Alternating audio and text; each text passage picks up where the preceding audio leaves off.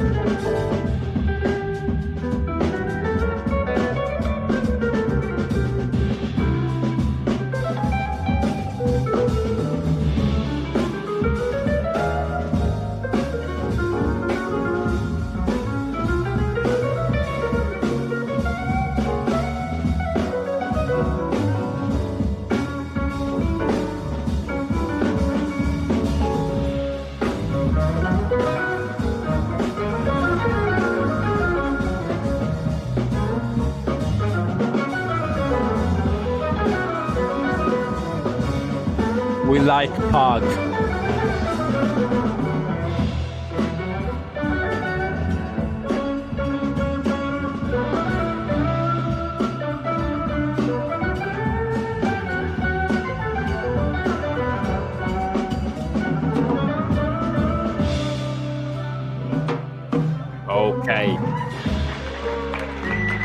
Okay. Okay. Okay, so so we listened to that whole solo, and I have some thoughts that I want to share, which is funny to me because I'm just gonna be honest. I'm really happy with this solo. I usually am happy with my solos because whatever it is, it happened in the present moment. If I'm in flow state when I play, then I did the all I could do. You know what I'm saying? And I think I had my moments in this solo. Okay, I'm not saying this is the best solo ever, but I'm happy with it. Okay, that it's a difference. Okay, I really like how I started. So I started like really soft, and I remember thinking like when the pianist would look at me, okay, it's my turn to take a solo. I was like thinking, okay, let me actually build something up. Let me not play all my licks at once. Let me like take my time.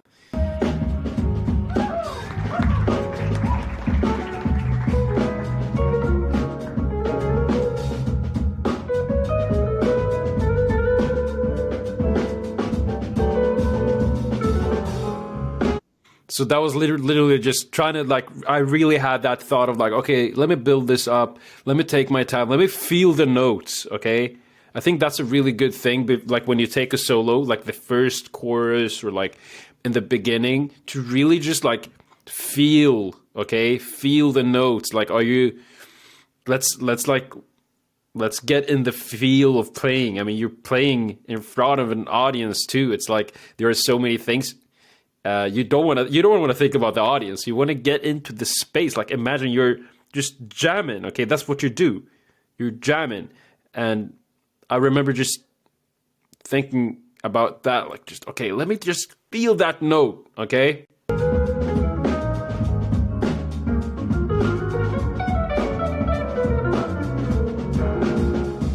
Okay, so that I did like this 2-5 lick, which I think that was really like for me just a way of like, okay, let me start this solo. Yeah, I don't know. It was in the moment, but I really like that. That's a nice lick.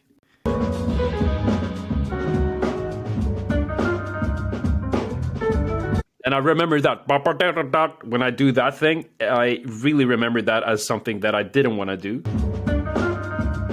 That I didn't want to do that, okay? I think what I wanted to do was ba ba bee boo ba bee ba bo bo. It was like this bebop thing. I was thinking, but I couldn't. You know how in the spirit of the moment you can't really start. You can't think too much because, well, then this happens. Let me see. I know I wanted to get to the third of G, but what happens was it really was like. So I was like, all right, screw it. I just do this. I did what the lick that I did later. It was over a G major 7. So I did like this. I can actually show you real quick. I did that kind of thing, right?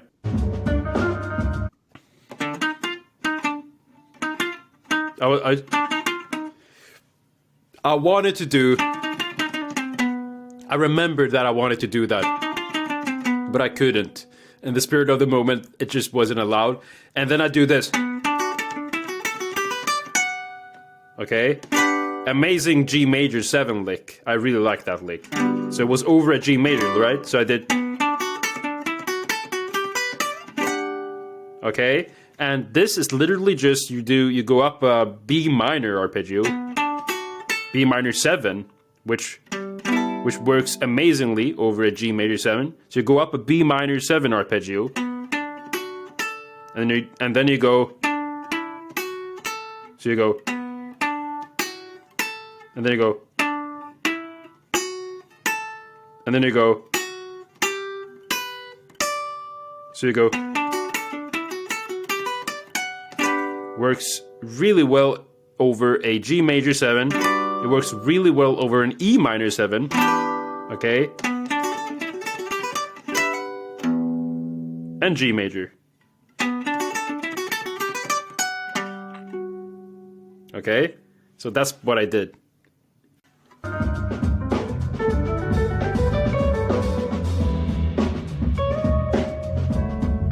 Did you hear that? I literally played wrong. I played a wrong note, okay? That's what happened. I didn't think that what happened there, which happens when you play live, okay? I played a wrong note. We were at the B section of the tune, and I was playing as if we were in the A. And since there were different chords, I didn't expect that. So what happened was,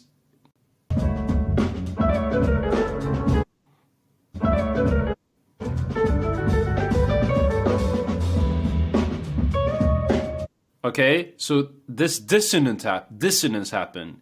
My brain immediately realized, okay, you didn't play the right note. So why is that? Oh, it's because we're at the B section. So that happens in like a split second. You hear, oh my God, yeah. So you basically play the B section from there, and that's what I did. And it kind of sounds cool. Okay.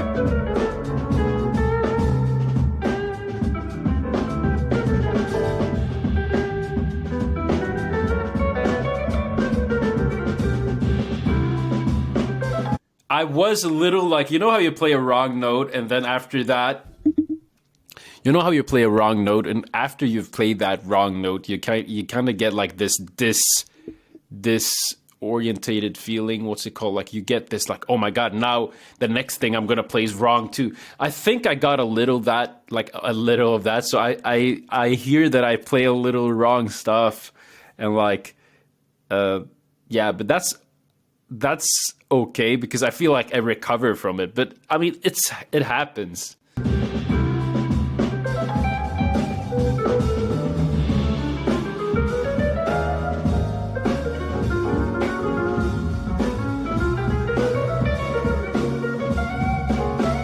Okay, I really like that. Okay, I feel like this is the part when I get into the solo. Okay, this is this part where I'm like, let's go.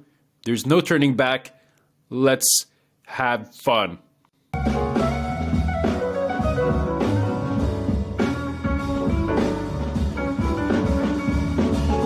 Okay, and here I turn on the POG. Okay, this is my secret weapon. Okay, when I'm playing anything that's not traditional bebop jazz, the Pog is my secret weapon. It makes the solos sound fantastic, and you can use it as like a dynamic thing, as in when you're like at that peak of your solo, you can turn it on and you get this next level, okay?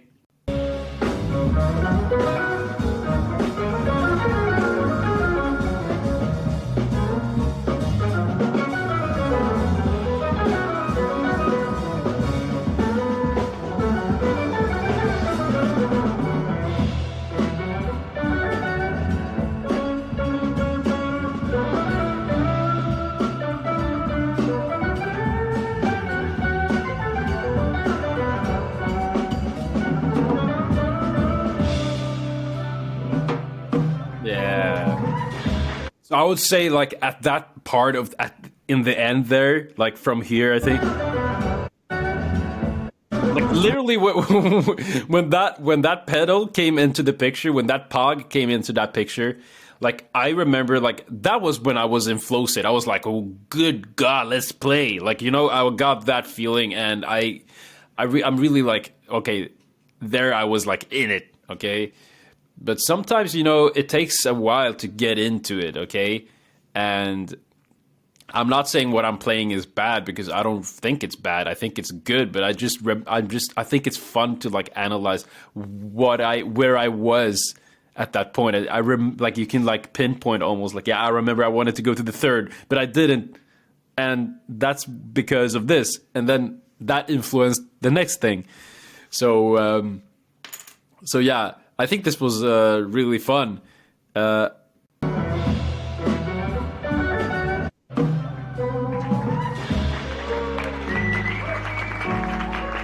Why am I doing that? Okay, I'm like, I think it's like this thing where you have to show that, no, I didn't like that. I kind of don't like that I did that. I don't know. This thing, I don't think it's a good thing. I think you should be happy. I think you should be like, yeah, nice. But I think I'm still used to that way of thinking badly about your playing. I think a lot of people have that like mentality of like, yeah, you shouldn't really like your own playing, because I mean, who are you? There are many people that are so much better than you. So what happens is you just, when someone says, nice playing, bro, you're like, no, that sucked. It's like you have this view of yourself as, no, I'm not worthy. And that's literally, like, I don't like that I did that. I mean, I'm not really like, it's not just, I mean, it's not this, I mean, it's not a big thing like that. I'm just saying, like, I know a lot of people who are like, which I was also like, never happy with my own playing. So that's why I wanted to say with this video is I'm happy with my playing.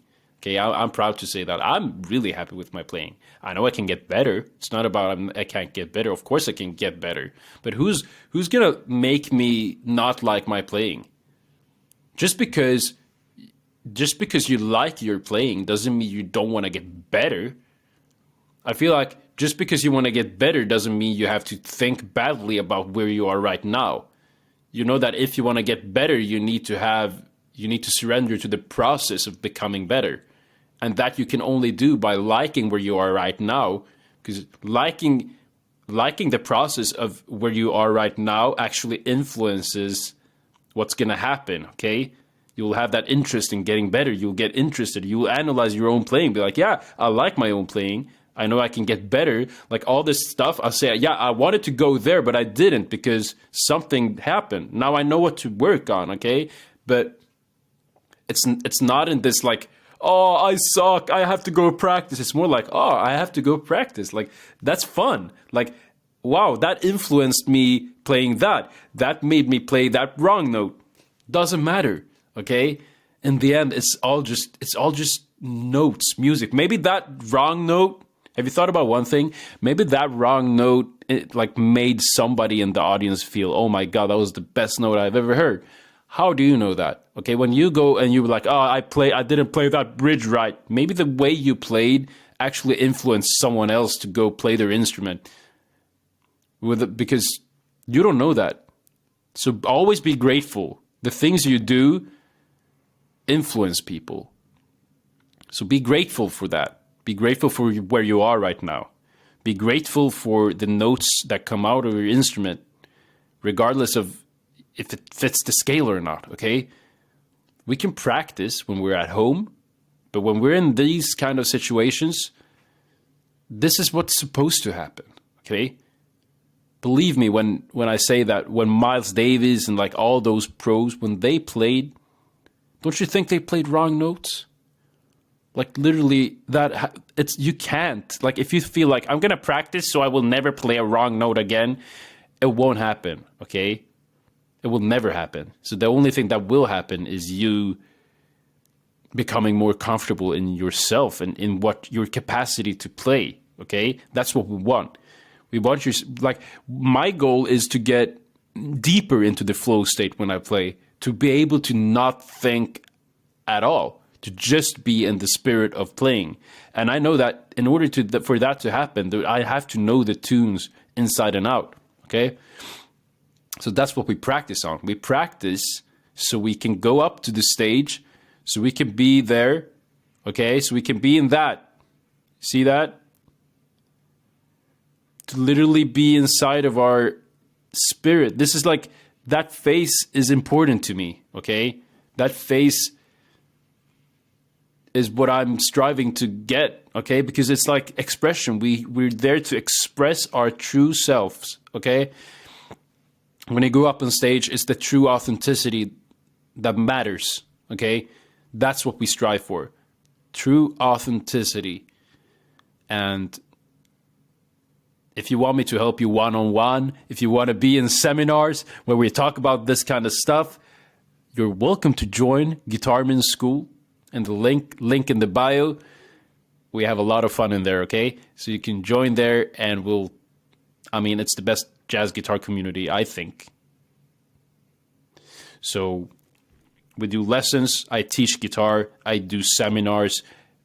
If you find value in mental health, and if you found value in getting better at guitar and music, then maybe it is this place for you. And it's only for $49. I understand if you don't have the money, I understand. You can just watch these videos. But if you feel like, yeah, I have the money and I would like to invest it, then go ahead. It's getting better for every day. And now we're like at the beginning stage. So we're like 5 people. It's so intimate. It's really fun. So join that and we'll talk more there. Other than that, I hope you found value in this video. If you found value in this video, would you mind commenting so I know that I can make more of these kind of like reaction style videos? And also, if you're not subscribed, please subscribe. I think if you like this message of like mental health and mental health and jazz guitar, then subscribing means you can potentially help another musician who struggles with mental health. So not only do you help me, you help the community of musicians who struggle with mental health. So that would be amazing if you would take your time to do that. Other than that, I hope I'll see you in the next video. Take care of yourself. Bye-bye.